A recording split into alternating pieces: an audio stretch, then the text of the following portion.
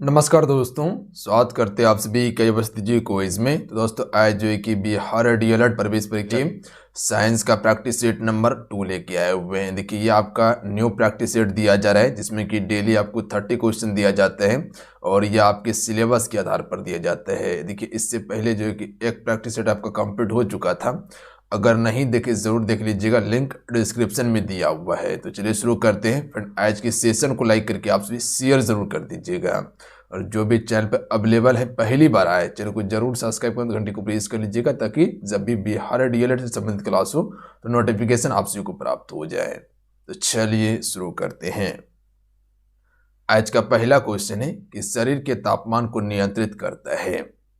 अगर इन सेट में किसी भी क्वेश्चन का आंसर पता हो तो अपना आंसर आपसे नीचे कमेंट बॉक्स में बता सकते हैं।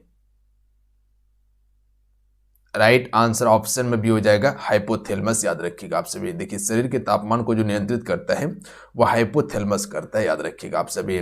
तापमान आपका नहीं होगा, थैलेमस भी नहीं होगा। यहाँ पर देखिएगा आपका ये एक प्रोमस्तिष्क है, ये प्रॉपर आप इमेज देख सकते हैं। यहाँ आपका थैलेमस है, ध्यान दीजिएगा ये वाला जो पार्ट आप सभी देखते हैं, और ये है आपका हाइपोथैलेमस। याद रखिएगा आप सभी। और यही क्या करता है, आपके शरीर के तापमान को नियंत्रित करता है। याद रखिएगा। तो यही क्वेश्चन पूछने का आपका एक तरीका था, तो ध्यान दीजिएगा आप सभी।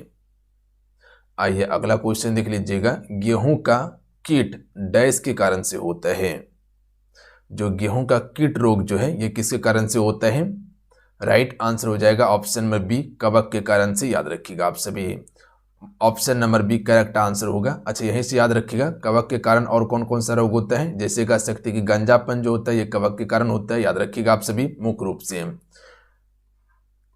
या दाग धब्बा लग जाना वो भी कवक के कारण होता है। कल के सेशन में आपको जीवाणु और विषाणु के कारण होने वाला रोग बताए थे आपको हम, जैसे कह सकते हैं कि हैजा, ये मुख्य रूप से किसके कारण हो जाता है, आपका जीवाणु के कारण होता है। उसी प्रकार से चिकन पॉक्स हो गया, चेचक हो गया, ये सब भी आपका विषाणु के कारण होने वाला रोग है। निम्नलिखित में से कौन सा जंतु कोशिका में नहीं पाया जाता है?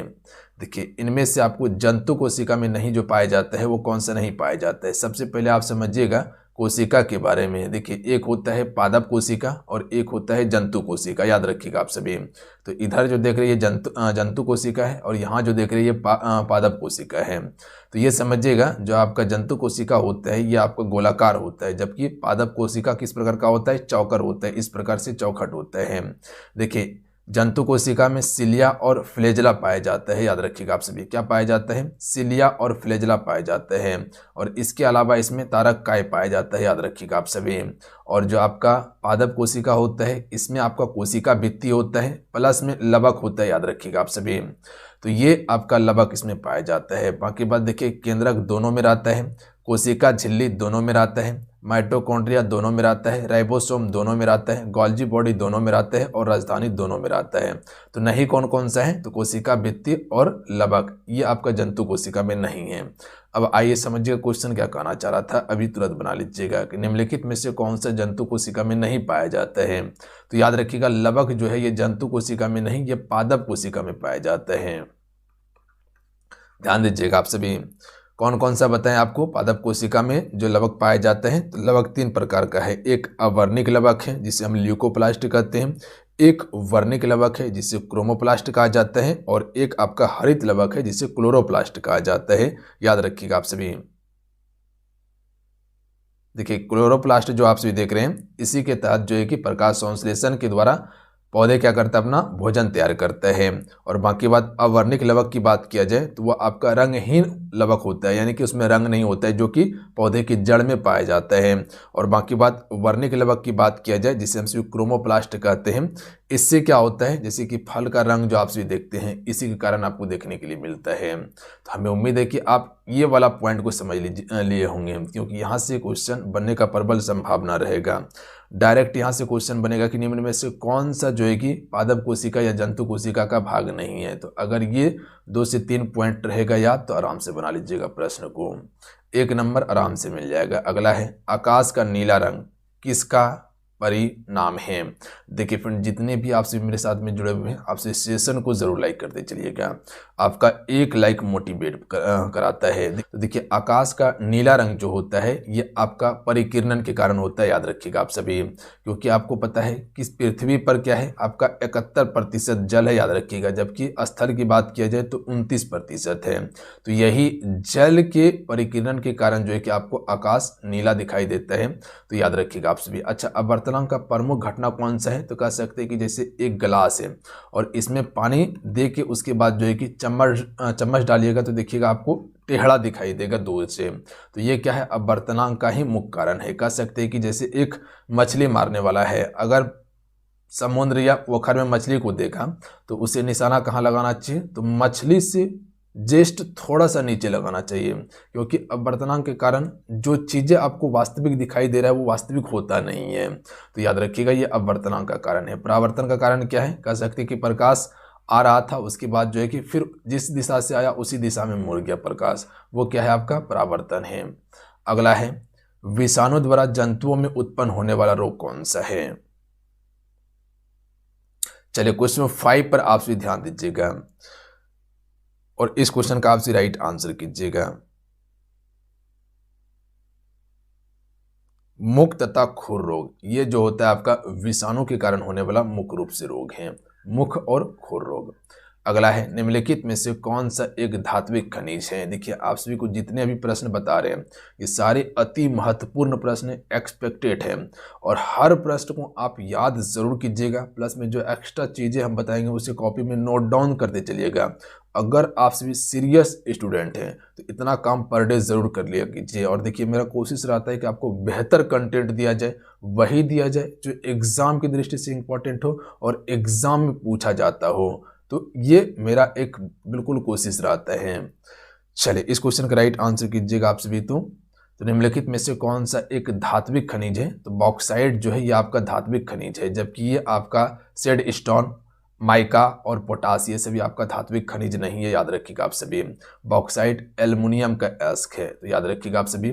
अच्छा, धात्विक का अर्थ क्या होता है? उसमें तन्यता हो, प्लस में कह सकते हैं कि विद्युत चालकता हो, उसमें ये सभी गुण होना चाहिए धातु के लिए। दाब की एसआई इकाई होती है। चलिए, क्वेश्चन 7 पर ध्यान दीजिएगा, आंसर कीजिएगा आप सभी। दाब की इकाई क्या है? राइट आंसर ऑप्शन में सी हो जाएगा पास्कल, याद रखिएगा। तो दाब का एसआई मात्रक क्या होता है? पास्कल होता है। अब आइए कुछ आपसे मूल मात्रक को समझ लीजिए। देखिए, मूल मात्रक की बात किया जाए तो कुल 7 मूल मात्रक होता है, याद रखिएगा आप सभी। कितना? 7। जैसे कह सकते हैं कोई भौतिक राशि और एसआई मात्रक। लंबाई का क्या होता है? मीटर होता है। द्रव्यमान का क्या होता है? किलोग्राम होता है। समय का क्या होता है? सेकेंड होता है। विद्युत धारा का क्या होता है? एम्पियर होता है। ताप का केल्विन होता है। ज्योति तीव्रता का कैंडला होता है। पदार्थ की मात्रा का मोल होता है।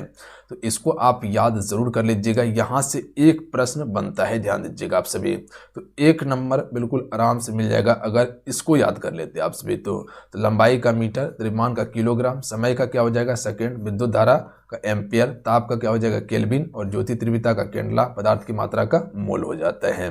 तो क्लियर है यहाँ तक? आइए अगला प्रश्न देख लीजिएगा। ये आपका 7 मूल मात्रक था। इसके अलावा जितने भी मात्रक होगा वो सारा व्युत्पन्न मात्रक होगा, याद रखिएगा आप सभी। अगला है, निम्नलिखित में से किस स्रोत से मस्तिष्क को ऊर्जा प्राप्त होती है? राइट आंसर हो जाएगा ग्लूकोज, याद रखिएगा। देखिए, ग्लूकोज जो होता है ये तुरंत ऊर्जा आपको प्रदान करता है, याद रखिएगा। जैसे कह सकते हैं कि अगर कोई धावक है, तुरंत अगर ऊर्जा चाहिए तो उसको ग्लूकोज ही दिया जाता है। तो option number A correct answer हो जाएगा। अगला क्वेश्चन देख लीजिएगा कि मानव शरीर की सबसे छोटी हड्डी कौन सी है? देखिए, मानव शरीर की एक बड़ी हड्डी होता है और एक होता है छोटी हड्डी। तो देखिए, छोटी हड्डी जो होता है उसे हम सभी कान की हड्डी के नाम से जानते हैं, जिसे इंग्लिश में स्टेपिस कहा जाता है, याद रखिएगा आप सभी। कान की हड्डी इसका बिल्कुल करेक्ट आंसर होगा, ऑप्शन नंबर सी, याद रखिएगा स्टेपिज। जांघ की हड्डी सबसे लंबी हड्डी होता है, जिसे इंग्लिश में क्या कहते हैं? फीमर के नाम से जानते हैं। अगला क्वेश्चन है, मानव शरीर की सबसे लंबी हड्डी कौन सी है? देखिए, ये दोनों क्वेश्चन पेपर में पूछा जा चुका है, तो इसीलिए इंपॉर्टेंट होते हैं। और जो भी PYQ क्वेश्चन है आपका, इसको आप देख जरूर लिया कीजिए, क्योंकि यहाँ से हूबहू प्रश्न रिपीट हो जाता है, जो कि हम चैनल पे सारा करवा दिए हैं अभी तक में, तो जाके जरूर देखिएगा उसको आप सभी। मानव शरीर की सबसे लंबी हड्डी फीमर बिल्कुल करेक्ट आंसर हो जाएगा, याद रखिएगा आप सभी। देखिए टिबिया नामक रोग जो होता है वो कहाँ होता है? टेंग में यानी कि पैर में होता है। अगला है मानव आंख में किसी वस्तु का प्रतिबिंब कहाँ पर बनता है? इसको आप बिल्कुल रट ही जाइएगा, याद रखिएगा आप सभी। इसको VVI करके रखिएगा आप सभी, इसको स्टार मार दीजिएगा। मानव आंख में किसी भी वस्तु का प्रतिबिंब कहाँ बनता है? तो ये रेटिना पर बनता है। और ये क्वेश्चन आपके पेपर में निश्चित है कि पूछा ही पूछा जाएगा किसी न किसी शिफ्ट में, याद रखिएगा आप सभी। कहाँ पर? रेटिना में बनता है। अगला क्वेश्चन देख लीजिएगा। क्वेश्चन है कि निम्नलिखित में से कौन कोशिका सिद्धांत के बारे में सही नहीं है? देखिए कल के सेशन में आपको कोशिका के बारे में बताए थे कि सबसे पहले कोशिका की खोज किसके द्वारा किया गया था? रॉबर्ट हुक के द्वारा किया गया था, जो कि मृत कोशिका का खोज किया गया था, याद रखिएगा। जबकि ल्यूवेनहॉक ने जीवित कोशिका का खोज किया था। अब यहाँ बताना है कि कोशिका सिद्धांत के बारे में कौन सा कथन सही नहीं है। पहला ऑप्शन दिया हुआ है कि पुरानी कोशिकाएं विभाजित होकर नई कोशिका बनती है, बिल्कुल सही कथन है। जो पहले कोशिका है, याद रखिएगा आप सभी, वही कोशिका विभाजित होकर न्यू कोशिका बनती है, और पुराना कोशिका क्या हो जाती है? मर जाती है, याद रखिएगा आप सभी। तो ये कथन बिल्कुल सत्य है। दूसरा है कि सभी जीवित चीज़ें कोशिकाओं की बनी होती है, बिल्कुल। जो अभी पृथ्वी पर आप सभी देख रहे हैं जितने भी जीवित चीज़ है वो सारी कोशिका की बनी होती है, ध्यान दीजिएगा आप सभी। उसके बाद चौथा ऑप्शन देखिएगा कि किसी जीव की संरचना उसके कोशिकाओं के गठन पर ही निर्भर करती है, ये भी बिल्कुल सही कथन है कि कोई भी जीव है और उसकी संरचना की बात किया जाए तो वो कोशिका के गठन पर ही निर्भर करती है। उसके बाद ऑप्शन नंबर सी देखिएगा कि सभी कोशिकाएं समान होती है, ये कथन आपका गलत है, याद रखिएगा। सभी का कोशिका समान नहीं हो सकता, याद रखिएगा। यहीं पर क्लियर किया गया है कि किसी भी जीव की संरचना उसकी कोशिकाओं के गठन पर निर्भर करती है कि उसका संरचना किस प्रकार से होने वाला है, ये कोशिका ही निर्धारित करता है। तो सभी के शरीर में समान कोशिका नहीं हो सकता है, तो ये कथन क्या है? बिल्कुल आपका गलत है। तो option number C right answer हो जाएगा। बात समझे आप सभी? बिल्कुल। आइए अगला क्वेश्चन देख लीजिएगा। अगर कहीं कोई दिक्कत होता है तो आप सभी नीचे कमेंट करके हमको जरूर बताइएगा। मनुष्यों में गुर्दे, जिसे हम विक्र कहते हैं, निम्नलिखित में से किस तंत्र के अंग हैं? देखिए ये आपका उत्सर्जन तंत्र के अंग है, ऑप्शन में सी राइट आंसर होगा, याद रखिएगा आप सभी। अच्छा, मुख्य रूप से विक्र का काम क्या होता है? तो याद रखिएगा कोई भी चीज है शुद्धिकरण करने का काम सबसे पहले किसका होता है? विक्र का ही होता है, यानी कि गुर्दे का होता है, जिसे हम किडनी के नाम से जानते हैं, याद रखिएगा। अगला क्वेश्चन देख लीजिएगा। रक्त का उत्सर्जन कर सकते हैं करता है आपका। रक्त में निम्न में से किसकी अधिकता से ब्लू बेबी सिंड्रोम रोग होता है? जैसे कह सकते हैं अल्कोहल का सेवन किए हैं, ठीक है, तो वो छानने का काम सबसे पहले किसका होता है? किडनी का होता है, याद रखिएगा। ब्लू बेबी सिंड्रोम रोग होता है, ये नाइट्रेट के कारण होता है, इसे हम 4D सिंड्रोम के नाम से भी जानते हैं। तो option number D right answer हो जाएगा। पारा की कमी से कौन सा रोग हो जाता है? मिनी माता रोग होता है। अगला है कैसे रोगियों में चिकनी अंतःप्रद्रव्य जालिका कई दवाओं से डैश को विषाक्त करने में महत्वपूर्ण भूमिका निभाता है? देखिए कल के सेशन में आपको अंतःप्रद्रव्य जालिका के बारे में बताए थे, एंडोप्लाज्मिक रेटिकुलम के बारे में, कि ये दो प्रकार का होता है। एक आपका चिकनी होता है और एक आपका खुरदरी होता है। जो खुरदरी होता है उस पर राइबोसोम मौजूद होता है, ध्यान दीजिएगा आप सभी। तो यहाँ करेक्ट आंसर ऑप्शन में भी हो जाएगा यकृत, याद रखिएगा कि कैसे रोगियों में चिकनी अंतःप्रद्रव्य जालिका कई दवाओं से यकृत को विषाक्त करने में महत्वपूर्ण भूमिका निभाता है। अगला क्वेश्चन है कि विद्युत ऊष्मक यानी कि इलेक्ट्रिक हीटर में तापमान अवयव किस धातु से बनाया जाता है? सिंपल भाषा में समझिएगा कि जो इलेक्ट्रॉनिक हीटर जो होता है ये किसका बना होता है? नाइक्रोम का बना होता है। Option number D right answer हो जाएगा। जो आप सभी हीटर देखते हैं इसमें देखिएगा तो एक आपका तार का एक जो है कि क्वाइल का बनाया जाता है जिससे जो है कि आपका आग उत्पन्न होता है ना, वह आपका नाइक्रोम का बना होता है। तो option number D right answer होगा। देखिए विद्युत का सबसे अच्छा चालक क्या माना जाता है, वो चांदी को माना जाता है। तो चांदी बिल्कुल करेक्ट आंसर होगा। और चांदी महंगा होने के कारण जो है कि ज़्यादातर तांबा का उपयोग होता है। अगला क्वेश्चन देख लीजिएगा, पृथ्वी के गुरुत्वाकर्षण के कारण त्वरण का मान अधिकतम डैश है, यानी कि त्वरण का मान अधिकतम कहाँ पे होता है। देखिए फिर से एक बार सभी से रिक्वेस्ट करेंगे कि आप इस सेशन को जरूर लाइक कर दीजिएगा जितने भी मेरे साथ में अभी तक में जुड़े हुए हैं। पृथ्वी के गुरुत्वाकर्षण के कारण त्वरण का मान अधिकतम जो होता है यह आपका ध्रुव पर होता है। तो ऑप्शन में ए राइट आंसर होगा। देखिए ध्रुव क्या होता है, तो ये आप पूरा पृथ्वी का ग्लोब देख रहे हैं। ये आपका देखिए उत्तरी ध्रुव है, ये आपका दक्षिणी ध्रुव है, ये आपका प्रॉपर 90 डिग्री होता है, ये भी आपका 90 डिग्री होता है। और ये जो आपसे देख रहे हैं ये क्या है, आपका विषुवत रेखा या भूमध्य रेखा या 0 डिग्री अक्षांश रेखा के नाम से जानते हैं।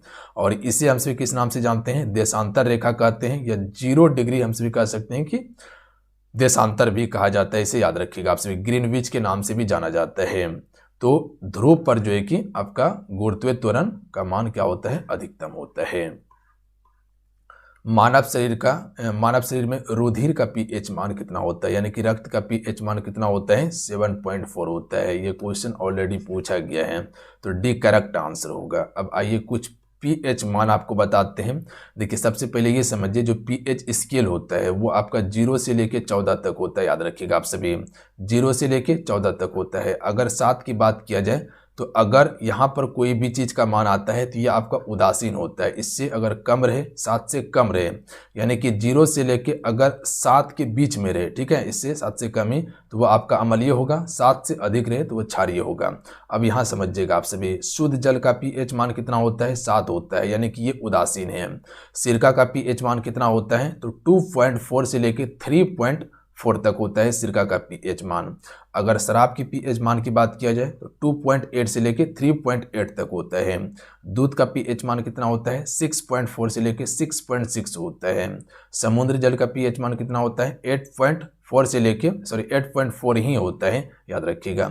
लार का पीएच मान, ये इंपॉर्टेंट है फिर आपके लिए, 6.5 से लेके 7.5 के बीच में होता है, याद रखिएगा, यानी कि अम्लीय और क्षारीय के बीच में है ये। मानव मूत्र का पीएच मान कितना होता है, 5.5 से लेके 7.5 होता है। रक्त का 7.4, नींबू रस का रखिएगा पीएच मान 2.2 से लेके 2.4 के बीच में होता है, यानी कि नींबू का रस जो होता है वो अम्लीय होता है। याद रखिएगा आपसे इतना पीएच मान को, बस इतना काफ़ी है आपके लिए। सौर विकिरण डैश के द्वारा मापा जाता है। जो सौर विकिरण है ये किसके द्वारा मापा जाता है, पायरोनोमीटर के द्वारा, या इसे हमसे पायरोमीटर भी कहते हैं। तो ऑप्शन नंबर 1 करेक्ट आंसर हो जाएगा। बैरोमीटर से हमसे वायुमंडलीय दाब मापते हैं। सिस्मोग्राफ से भूकंप को मापते हैं। मनुष्य में कुल कितनी हड्डी होती हैं, जैसे कह सकते हैं कि लेक्टोमीटर का उपयोग किसके लिए किया जाता है, दूध की शुद्धता मापने के लिए हम सभी लेक्टोमीटर का प्रयोग करते हैं। राइट आंसर हो जाएगा 206, बिल्कुल करेक्ट आंसर होगा। याद रखिएगा, अगर नवजात शिशु में बात किया जाए तो 300 हड्डी होता है, ध्यान देंगे। वयस्क में कितना होता है, 206। नाइक्रोम निम्नलिखित में से किसका मिश्रण है। राइट आंसर ऑप्शन में ए हो जाएगा, निकेल हो जाएगा, उसके बाद क्रोमियम हो जाएगा, मैग्नीज हो जाएगा और लोहा का हो जाएगा। तो नाइक्रोम जो है कि इसी का मिश्रण होता है। अगला क्वेश्चन है कि निम्नलिखित में से कौन क्लोरोजाइलिनॉल और टेर्पिनॉल का मिश्रण है। क्लोरोजाइनिलॉन और जो है कि टेर्पिनॉल का मिश्रण है। डेटॉल जो है कि करेक्ट आंसर होगा आपका। अगला है कि जब आप अपनी हथेली पर एसीटोन डालते हैं और आपकी हथेली में ठंडक महसूस होती है तो दी गई अभिक्रियाओं में से ऐसा किस कारण से आपको महसूस होता है। एसीटोन डालने के बाद जो है कि आपके हाथ में ठंडक महसूस होता है, इसका कारण क्या है, वाष्पीकरण। याद रखिएगा आप सभी, ऑप्शन में बी राइट आंसर होगा। वाष्पीकरण के कारण ही आपको ऐसा लगता है। अगला है रेडियो कार्बन काल निर्धारित का उपयोग निम्न में से किसकी आयु ज्ञात करने के लिए किया जाता है। देखिए ये क्वेश्चन काफ़ी ज़्यादा इंपॉर्टेंट है और कई बार रिपीट हो चुका है अभी तक में अलग अलग एग्जाम में। तो देखिए अगर रेडियो कार्बन की बात किया जाए तो इससे जो है कि हम सभी जीवाश्म की आयु ज्ञात करते हैं। तो ऑप्शन नंबर क्या हो जाएगा, सी करेक्ट आंसर होगा। अगला है कि डैश में मांसपेशियों के लयबद्ध संकुचन के परिणाम स्वरूप बच्चा पैदा होता है। इसे लयबद्ध कीजिएगा आप सभी कि डैश में मांसपेशियों के लयबद्ध संकुचन के परिणाम स्वरूप बच्चा पैदा होता है, तो ये गर्भाशय से होता है। अब यहाँ समझिएगा, एक बार समझाते हैं, फिर से ध्यान दीजिएगा क्या क्वेश्चन कहना चाह रहे हैं कि गर्भाशय में मांसपेशियों के लयबद्ध संकुचन के परिणाम स्वरूप ही बच्चा पैदा होता है। तो ऑप्शन में सी राइट आंसर होगा। अगला है रेडियो तरंगों का वेग होता है। तो देखिए रेडियो तरंगों का जो वेग होता है प्रकाश के वेग के समान ही होता है, यानी कि जिस प्रकार से प्रकाश का वेग है उसी प्रकार से जो है कि रेडियो तरंगों का वेग होता है, यानी कि जितना प्रकाश का है उतना ही रेडियो तरंग का वेग है। धातु का वह गुण कौन सा है जिसके कारण उसे तार के रूप में ढाला जा सकता है। तार के रूप में तो आपको क्या बताएं कि अगर धातु का मुख्य गुण क्या है, तन्यता उसमें होना चाहिए, याद रखिएगा आप सभी। तो ऑप्शन में सी ही करेक्ट आंसर हो जाएगा। जैसे कह सकते हैं कि एक सोना का आप छोटा सा दिखिएगा, इतना बड़ा आप ढेकरी ले लीजिए, ठीक है, और इसके बाद इसको आप क्या कीजिए, गर्मा के जितना टान सकते हैं टनाएगा आपका। तो याद रखिएगा आप सभी, इसमें क्या है, मुख्य रूप से तन्यता सबसे अधिक होता है। तो ऑप्शन नंबर क्या हो जाएगा, सी करेक्ट आंसर होगा। अगला क्वेश्चन है कि एक गिलास पानी पीने से कितने कैलोरी ऊर्जा प्राप्त होती है। तो देखिए यहाँ पर पानी की बात किया जाए तो इसमें कोई भी ऊर्जा आपको नहीं मिलता है। अगर वही पानी के साथ में ग्लूकोज मिला लेते तब फिर आपको ऊर्जा मिलता है, याद रखिएगा। तो वाइट पानी यानी कि सफ़ेद पानी पीने के बाद आपको कोई भी ऊर्जा नहीं मिलता है। तो ऑप्शन नंबर क्या हो जाएगा, एक करेक्ट आंसर होगा। अगला है एक जैव विधि जिसमें प्रासरव ध्वनि का प्रयोग किया जाता है वो कौन सा है। सोनोग्राफी बिल्कुल करेक्ट आंसर होगा, याद रखिएगा आप सभी। अगला प्रश्न देखिएगा कि शरीर की सर्वाधिक प्रबल अस्थि होती है। प्रबल अस्थि यानी मजबूत अस्थि हड्डी कौन सी है, जबड़े का, याद रखिएगा आप सभी। जो आपसे मुंह वाला देखते हैं यहाँ पर जो हड्डी है वो सबसे ज़्यादा मजबूत हड्डी होता है, याद रखिएगा आप सभी। तो चलिए आज के लिए इतना ही। आज के इस सेट में कुल 30 क्वेश्चन कंप्लीट करवाए हैं जो कि बिल्कुल सिलेक्टेड इंपॉर्टेंट प्रश्न था। और हम फिर से रिक्वेस्ट करेंगे आप सभी से कि जितने प्रश्न बताएं और जितने एक्सपेक्टेड चीज़ें बताए हैं, एक्स्ट्रा चीज़ें बताएं, उसे कॉपी में नोट डाउन करके रिवाइज ज़रूर कीजिएगा आप सभी। इतना काम ज़रूर कर लीजिएगा, काफ़ी रामबाण साबित होने वाला है आपके लिए। अगर आप एक न्यू स्टूडेंट हैं तो आपसे इस चैनल से जुड़ के तैयारी कर सकते हैं, कहीं कोई दिक्कत नहीं होगा। हर सब्जेक्ट का हम तैयारी करवा रहे हैं यहाँ पे, तो इसीलिए बेफिक्र होकर आपसे जुड़ जाइए चैनल से और तैयारी कीजिए आप सभी। पीडीएफ टेलीग्राम पे हम देते हैं, जाके फटाफट जाके डाउनलोड कर लीजिएगा। लिंक डिस्क्रिप्शन में पीडीएफ उसका टेलीग्राम का दिया हुआ है, प्लस में व्हाट्सएप ग्रुप का भी लिंक दे दिए हैं। अन्यथा युवा शक्ति बिहार सर्च करके ज्वाइन कर लीजिएगा आप सभी। और आज की सेट में कितने स्कोर किए हैं नीचे कमेंट करके अपना स्कोर भी बताइएगा। आज की सेट में कितना स्कोर हुआ है। अगर स्कोर कम भी हो रहा है तो टेंशन नहीं लेना है, तैयारी करने के बाद ही आपका स्कोर इम्प्रूव हो सकता है, याद रखिएगा। तो अगर समय के साथ में बेहतर तरीके से तैयारी कर लीजिएगा, अगर सिलेबस आपका चीज़ें कंप्लीट हो जाता है और एक्सपेक्टेड चीज़ें अगर कंप्लीट कर लेते हैं आप सभी, तो समझ लीजिए करीब करीब आप स्कोर करने के कगार पे रहिएगा और सरकारी कॉलेज आपको मिलने वाला है। तो मिलते हैं। जय हिंद, वंदे मातरम। ध्यान रखिएगा, पढ़ाई करते रहिएगा। जाते जाते फ्रेंड सेशन को लाइक कर दीजिएगा। और जो भी एप्लीकेशन पे क्लासेस ज्वाइन करना चाहते हैं जाइए, आप सभी क्लासेस ज्वाइन करके थ्योरी क्लास कीजिए। वहाँ पर टू द इम्पॉर्टेंट चीज़ें दिया गया है, वही जो एग्ज़ाम की दृष्टि से इम्पॉर्टेंट है। तो कम से कम थ्योरी क्लास करके MCQ सेट लगा लीजिए, टेस्ट लगा लीजिए, ताकि चीज़ें आपका क्लियर हो जाए और आप बेहतर तरीके से पेपर में प्रदर्शन कर सकें। ज्वाइन कैसे करना है, एप्लीकेशन का लिंक डिस्क्रिप्शन में दिया हुआ है, प्लस में प्ले स्टोर से जाकर डाउनलोड करके उसके बाद ज्वाइन कर सकते हैं। जय हिंद, वंदे मातरम।